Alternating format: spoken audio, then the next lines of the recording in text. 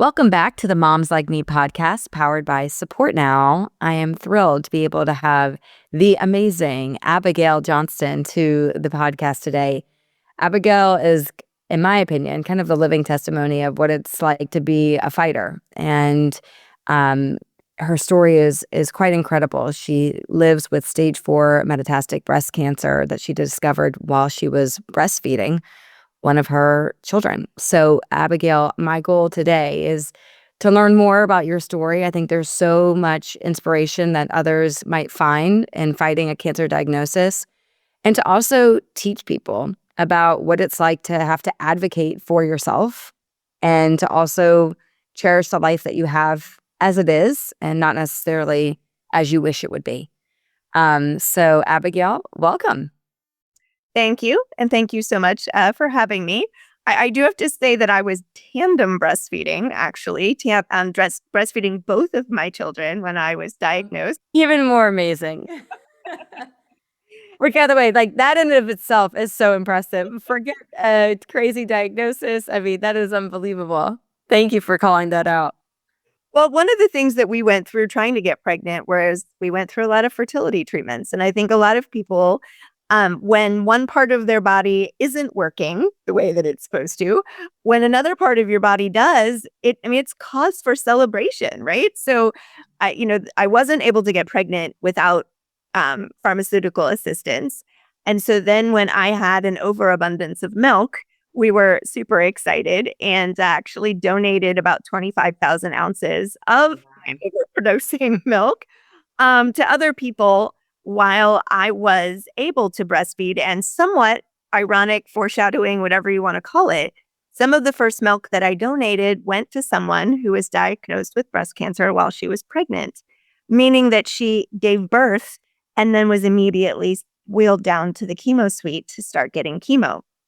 And that person, who had twin girls, by the way, was the recipient of quite a bit of the milk that I was initially pumping and donating. So then when we found out that I actually had breast cancer as well, it was kind of a bookended moment, right? That we started with giving milk to someone with breast cancer, and then I ended up with breast cancer. So all kinds of interesting experience. Wow. Let me ask the question, Abigail. How did you find out? I think people are always naturally curious. When did you know? When did you detect a problem? How did that all evolve? As anybody who has breastfed knows, when you are breastfeeding, there are hands all over your breast, not just yours, but other people's as well. And so I found the lump, and it was in my left breast, and somewhat they call it 10 o'clock. So some in the inner side of my breast and somewhat close to the nipple. And so I was 38, so not at the point of being eligible for mammograms, hadn't had one at that point. And so I began looking for, who do I go to? And legitimately, there's no doctor really for your breasts while you're breastfeeding. Certainly the OBGYN is somewhat done with you, right? Like the baby's out, you're good, see you later. Then you've got your pediatrician, but the pediatrician doesn't treat the parent, treats the baby. And so it's your primary care physician, right? And so my initial primary care physician really had no frame of reference for this. And so I found a different primary care physician who also had a lactation certificate. So if you are breastfeeding, find a primary care physician that has that lactation extra training, because she knew what she was looking at. And she said, I'm 99% sure that nothing's wrong, but I'm sending you to get a mammogram anyway. And I want to make sure to say that is not the experience that many young women have. Women in their 30s will often be told you're too young for breast cancer. No one is too young for breast cancer. We know people in their teens, 16, 17 years old, who have been diagnosed with breast cancer. And in fact, those people under 40, that is the only segment of the population where breast cancer diagnoses are growing. In every other segment of the population, 60s, 70s, 80s, 90s, it's declining. But for those of us under 40, it's actually growing. And so it's so important, if you are under 40, premenopausal, that if you know there's something wrong, you know this is different, to make sure to advocate to get what I got, which was a diagnostic mammogram, not a screening mammogram. I got a diagnostic mammogram and a diagnostic ultrasound. And between those two tests, the radiologist at the location I went wanted to do a biopsy right away.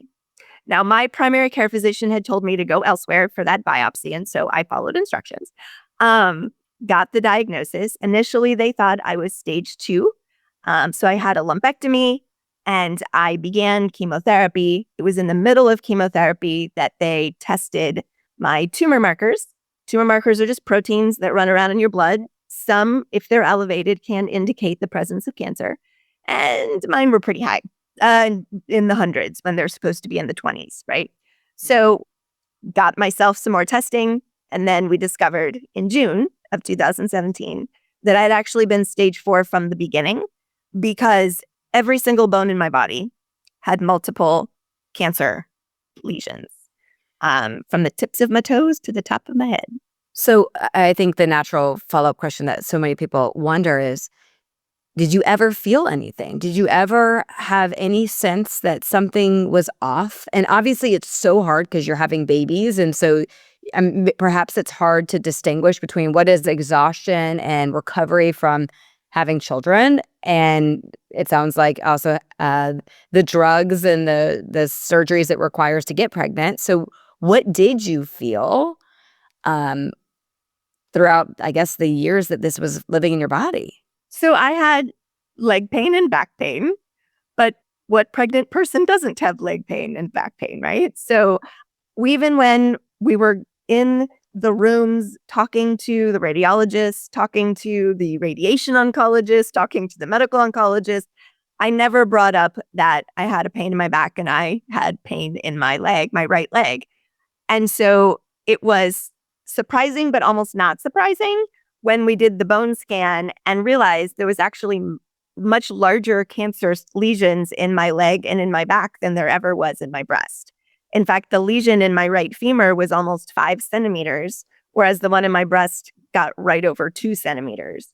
And so within a week of finding out that I was stage 4, and let me tell you the kind of the differences between an early stage and a metastatic diagnosis in what my doctor said. So when we thought I was stage 2, he said, "This experience is going to be a chapter in your life. You're going to get through it and you're going to die of something else." That was literally what he said as I was getting diagnosed. When we found out on June 27th, 2017, that day will never leave my memory, he said, "Now this is going to kill you. And this is the diagnosis that will end your life." And in that appointment, he told me, statistically, I had 12 to 36 months to live. And that, yes, I might get a little bit more time because I had, at that point, bone-only mets. So when the metastases in my bones flare up, do things, I break a bone. As I'm sitting here today, I have 3 broken bones in my body. I had immediately, right after finding out I was stage 4, we got titanium rods put in both femurs, because at least one of my femurs was quite literally about to shatter. And that's actually how a lot of people get diagnosed. They break a bone in a really significant way, and then they go hunting for why and realize that the cancer had weakened the bone. So how cancer interacts with different body parts, there's different things or different consequences. And for bones, it's that they become a lot weaker and it's a lot easier to break bones. I will literally have a significant sneeze and I break ribs. Wow. As they're so fragile anyway, and now so fragile from having had mets, and then all of the other medication that I'm taking. So it's just a lot of interesting consequences the longer I've lived with this, which it's been 8 years, not that 12 to 36 months that they were talking about at that initial appointment. But those kinds of statistics, that's what's being told to people. And that can really mess with your head and mess with how you live your life. Because everybody who's had a serious diagnosis, you have to figure out a way to have that not be your life. I tell people all the time, cancer is part of my life. My life is not cancer. And so I have to fit cancer treatment. I have to fit cancer into the larger pieces of my life, not the other way around. But that is a really hard thing to do as a patient. Of course, it's natural. Like when you wake up every day knowing that this cancer is just living in your body with at stage 4 and fatal, like as your doctor said. Which I'd imagine there's some people that hear that think that it makes them cringe to hear a doctor say that. In other ways, the black and whiteness may actually help you make certain decisions and live a certain way, and instead of just trying to like gloss over it or kind of make it look like there's an outcome here that doesn't exist. So I am sure that you kind of balance between that. I'm really curious. I'm going to go back to something you said. Uh this shift that's happening in younger women in their 30s. I would imagine you have researched, and I know this to be true about you. You've become an expert and in this field. So from your perspective, I know you're not a doctor, but why do you feel that there is this rise amongst women in their, call it, 20s and 30s to have breast cancer? So women are making very, very different decisions now, right? If we go back a couple of generations, you hit puberty and you were pretty much popping out babies right away, right? So it was not uncommon in generations past to see people as young as 15, 16, 17 starting to have babies. In my parents' generation, it was in their 20s, right? However, those of us, Gen X and later, women are delaying pregnancy for far longer than we ever used to. And that is a risk factor, the time at which you got pregnant. So that is one thing that is generally significant about younger women, is that because we're doing all of our education first and then having children, there is then also a significant increase in people who are utilizing fertility medication, procedures, etc., to get pregnant. And even though doctors will swear that injecting yourself with estrogen, progesterone, etc., doesn't have a link to breast cancer, like breast cancer in my body was being fed by estrogen and progesterone.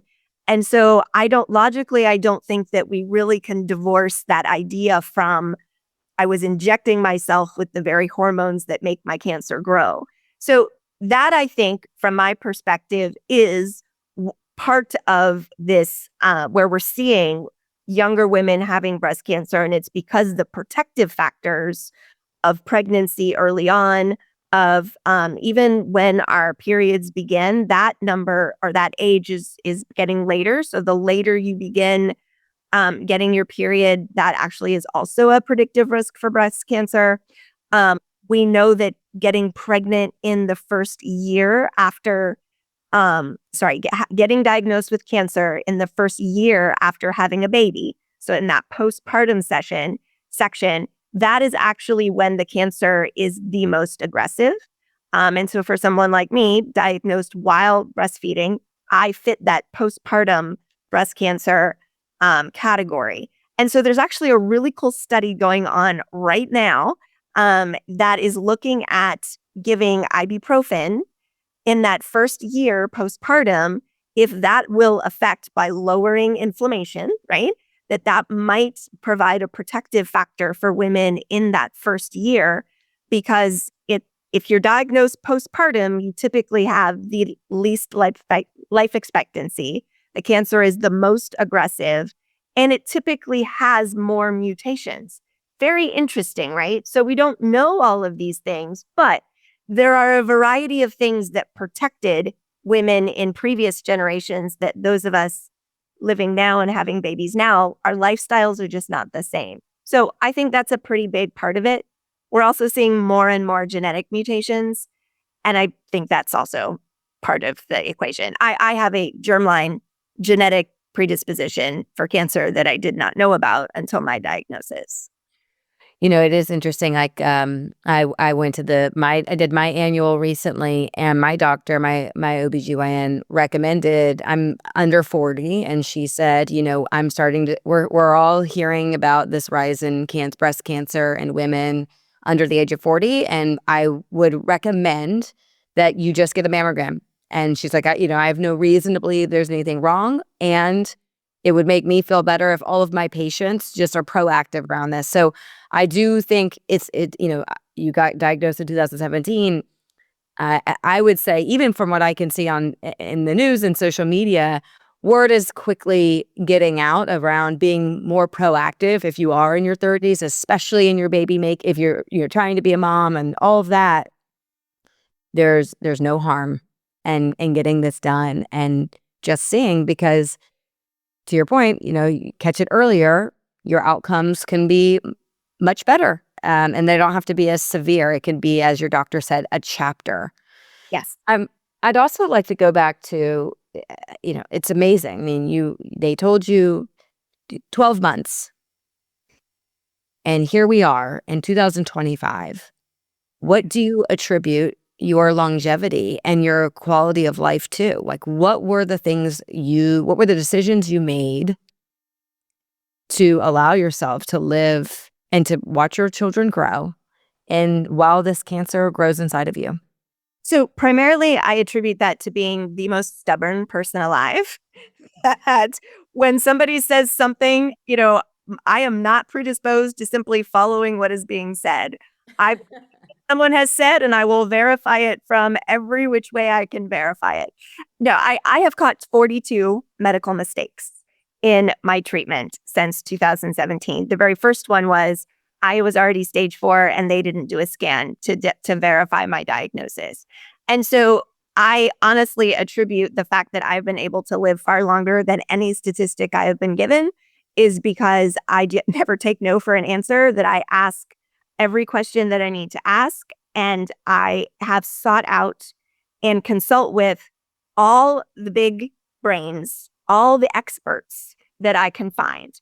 And so that means when I need to make a decision, I make my rounds between the 5 medical oncologists that I have established care with, because I want everybody to be looking at whatever's going on from every different perspective. So the scary part of living this long with a serious diagnosis, and I'm just going to say this very specifically, MBC, metastatic breast cancer, is not a chronic disease. It is a terminal diagnosis. So while some people have gotten to the point of managing it as a chronic disease, meaning they have no side effects, they have no visible metastases, that sort of thing, that is a very, very, very small percentage of people. We're very happy for them. But that is not the majority. The majority is in treatment after treatment after treatment until we run out of treatments and then we die. That is the trajectory of this particular disease. But the people that I know who don't take no for an answer, who push for different ideas, who go like me to all the conferences and learn from the doctors directly to bring back to our local doctors, we've been the ones to be able to live longer. And I think that legitimately is because we're all so different. And our system is not set up to provide precision medicine. Yes, we're starting to get that way with different biomarkers and being able to target different things. But generally, our system is still set up with you follow the box, right? You follow the trajectory of the treatments because this is what you do at first line, second line, third line. The problem for somebody like me who's going in, right now I'm on my either 7th or 9th line of treatment, however you count them. There's no roadmap for somebody like me, but I've never followed the roadmap. So that's not so challenging for me. So I was trying things outside the box like triplet combinations, taking 3 different cancer drugs instead of 2. Now that's being studied in these gigantic clinical trials, and they're starting to see something I already did is actually very successful for patients. So that's really what I attribute it to. Certainly, there have been amazing healthcare workers along the way. There have been amazing doctors along the way. But I think at the end of the line, it's legitimately that I've made the decisions that have been best for me, best for my family, best for my quality of life. I've been in that driver's seat, and I think that what has allowed me to live as long as I have. Yeah, to label that, it's like you have been your best advocate, and you can't just rely on one medical professional to be the end all be all. It sounds like you've created almost like this board of advisors, this committee Yep. to assess it from each of their strengths and then to determine from there what feels right for you and your family, which I I wanna say, it sounds simple. I would imagine that is absolutely exhausting, and it requires a lot of coordination, and you have to really know how to communicate and to get feedback very quickly, because time it sounds like time is not necessarily on your side here, right? If we're calling it Right, what it right. is. Yeah. No, that falls on me as the patient, right? To organize that, all of that. But it's what doctors do. So Right. they all have these things called tumor boards, right? So when they have a patient and they have a treatment plan, they go and have all the doctors from the different specialties weigh in. I just have my own special private tumor board. Since they won't let patients go to those tumor boards, I made my own. I love it. I think it's incredible, and I think it speaks to why you've gotten, the attention that you have in terms of being a patient advocate and how you can support people in this MBC community. Like, there's a reason why those opportunities are coming to you because your stats speak for themselves. You Yes. don't live it's not like you extended your life 6 months to a year. I mean, again, we're talking 17. It's like almost 8 years. That's incredible. That's Yeah. incredible. I am I wanna kinda, like, shift a bit, but does anything scare you at this point? So legitimately, overall, my biggest fear is being in a situation where people are imposing something on me that isn't quite what I want or isn't quite right.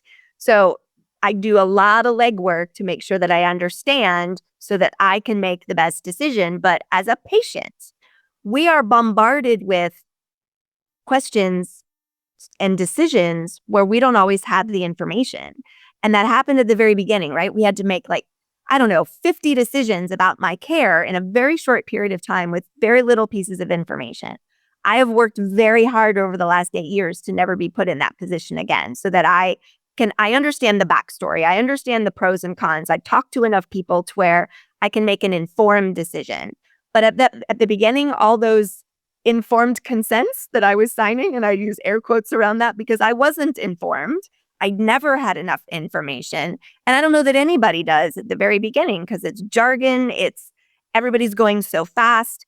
The people who are doing it don't like they've never come to it cold. So they don't know how overwhelming it is at the beginning. And so I vowed to myself that that was never going to happen again, right?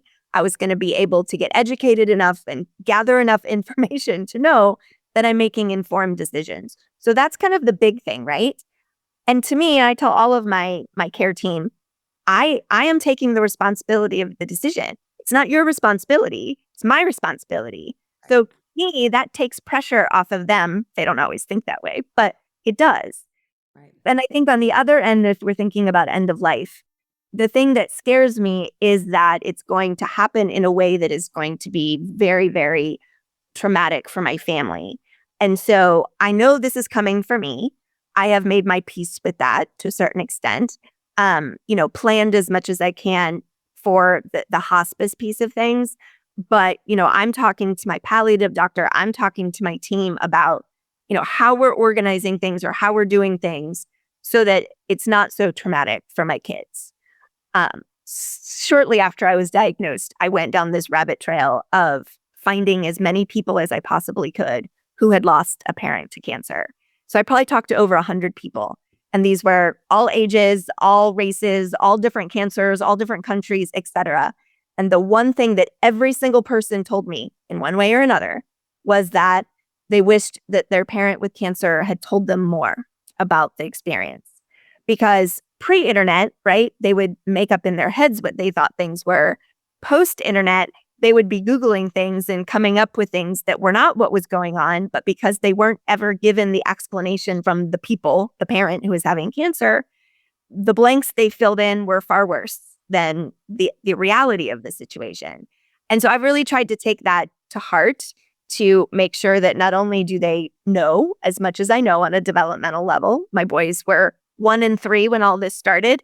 My eldest just turned 12 and my younger one's going to be 10 in May. So they don't remember me not having had cancer, but they also have known more along the way than probably other kids, mostly because I'm trying to learn from the people I've talked to, which was what they made up was far worse than the reality. So trying to give them that comfort and give them that information. So you're actually leading me to my next question. How do you speak to the boys about cancer, about your cancer, and how typically do they respond? So we started with the whole there's bad guys running around inside of mommy and the chemotherapy is killing the bad guys, right? I mean, that was a metaphor that resonated with them, right? They play lots of Minecraft and Roblox and all of that on the computer. So, thinking about this rogue cells and something coming to kill that rogue cell, that resonated with them.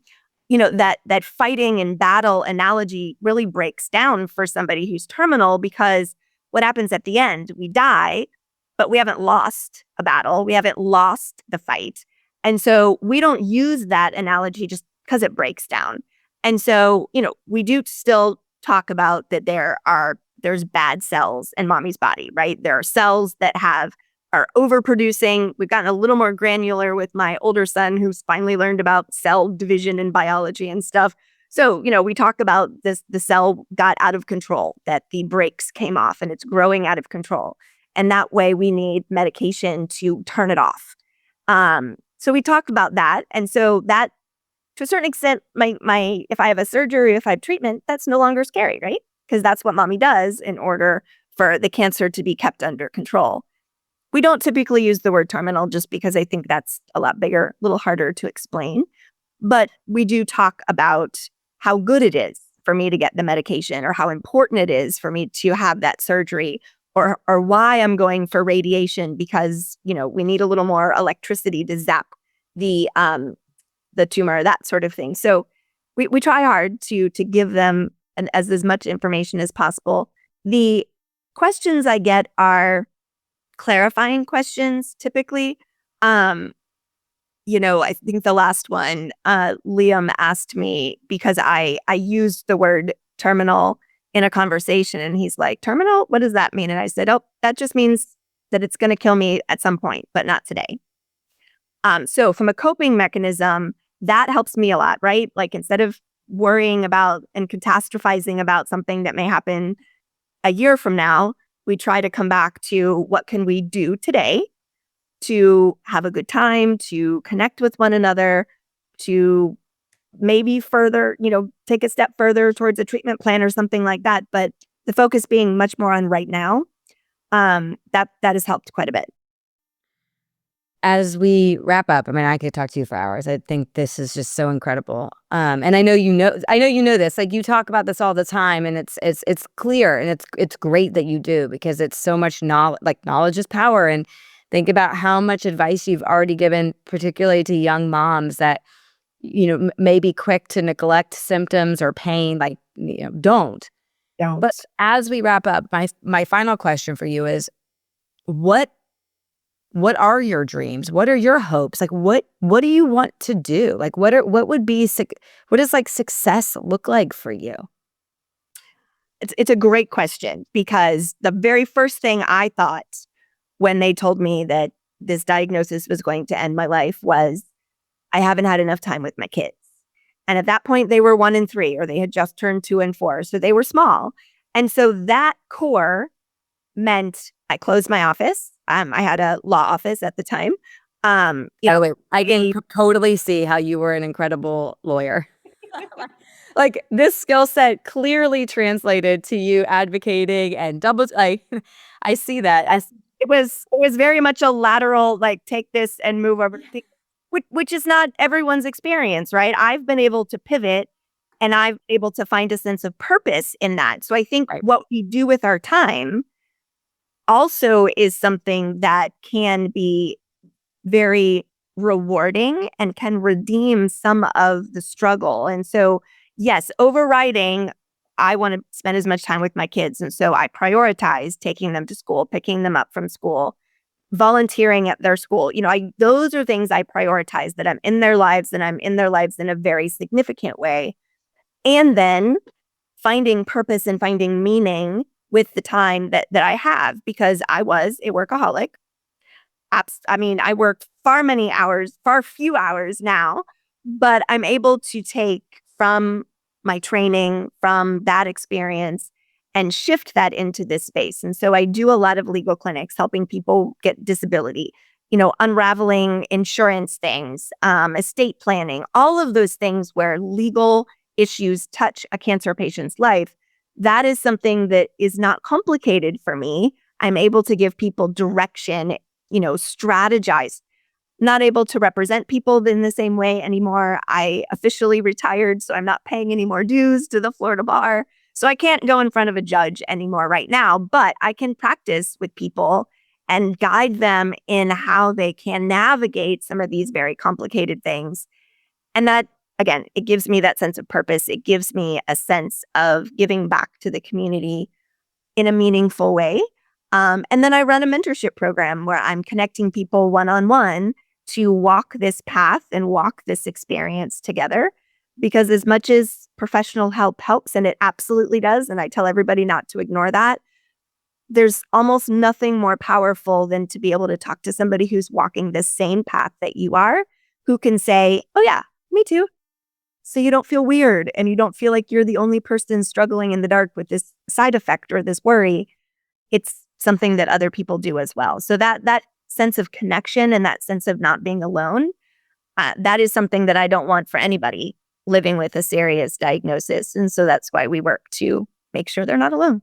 Yeah, I mean, I think it's beautiful to hear you talk in terms of, again, it's like the simplicity of things. It's like, what do you want to do? Like, you want to spend time with your kids? You want to feel fulfilled through, the work and the skills and the education that you worked for so long. I think sometimes when people hear cancer, people think of like, okay, well, I'm just going to jet off and see the world and travel. And there's no, I'm not criticizing that. Yep, nothing wrong with that. And, sometimes like the beauty in life is just the everyday. It's the ordinary. It's the simplicity of being able to wake up and have fulfillment across your family and across your profession. And it sounds like that's all you need. Yeah. My therapist shared with me the other day that in order to be a whole human being, you need somebody to love, something to look forward to, and something to do that's meaningful. And to me, that's really what we've embodied. I love it. What a beautiful way to wrap up. Abigail, where can people find you? I know that there will be many people that are thinking to themselves, I know someone that must find out more about Abigail. Where would you recommend they go to look for you? So I have a blog called No Half Measures. Has nothing to do with Breaking Bad, just as I never do anything halfway. So that is there and has links to a variety of organizations. But I would highlight Project Life, and that can be found at www.projectlifembc for metastaticbreastcancer.com. And we are a free wellness community for the people living with metastatic breast cancer. And since all of us on the leadership team are also living with the same disease, we are able to adjust to other people living with our same diagnosis in a very different way. Many organizations decide what MBC patients need. We think that should be something our community should be deciding. And so that's what we do at Project Life. Well, Abigail, thank you so much for joining us today. I am so grateful to hear more of your story. And as always, praying for you and just, enjoying every moment, day, and just taking it all in stride the way you are. It really is. It's inspiring. I know it sounds cheesy, but it's true. Thank you so much. And I look forward to future conversations with you. Thank you. Me too.